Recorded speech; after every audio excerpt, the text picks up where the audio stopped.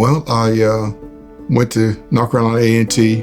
After I graduated, back then, it was hard to get a teaching job. It was hard to get a coaching job. And as luck would have it, I was in a store downtown, and the county and the city, by that time, athletic director was in there. So he started talking to me, asked me who I was, what I planned on doing, that sort of thing. And he told me to go down to the unemployment office and tell them to sign up for a Cedar federal job. And I went down, did that, and luck would have it, started teaching at elementary school that year. Teaching the elementary school is different from the schedule I've had for the last 20 years or whatever. I called the athletic director and asked him, did somebody need a football coach? I would volunteer, because the season had already started. I said, I'll volunteer. And he did, got back with me, told me to go meet the coach at Grimsley. I met Coach Van St, then I time the football coach at Grimsley, and that's how I got started. So he was my 7th grade physical education teacher. That was at Kaiser. It's middle school now, but it was Kaiser Junior High School. That was when I was first introduced to running and realized that it was a lot of fun. Coming from South Carolina, I didn't really know anything about the schools in Greensboro. I followed Benny L. Smith in the newspapers and Ragsdale because they had write-ups of those good football teams they had during that time frame.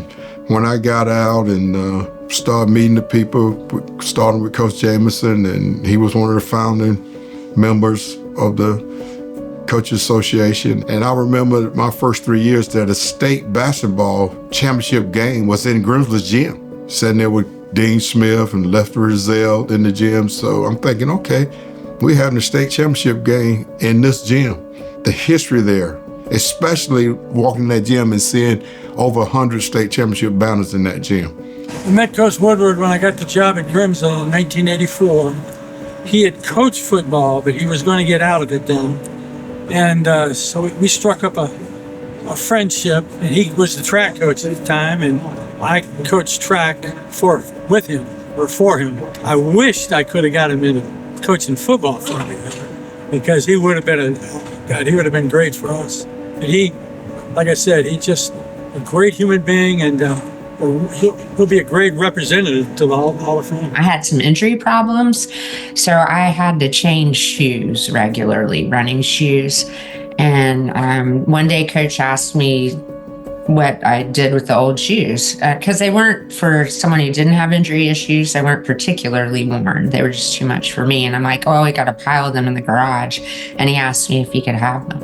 And I brought them to him. And one day, one of my teammates had on a pair of those shoes. And it was really humbling.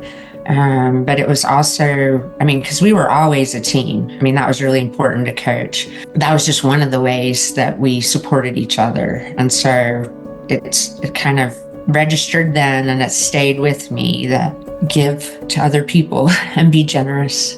And I just feel really blessed to have had him as my coach. To be honored by your peers, by this organization, the type of people I know that is in this Hall of Fame, it's a big deal.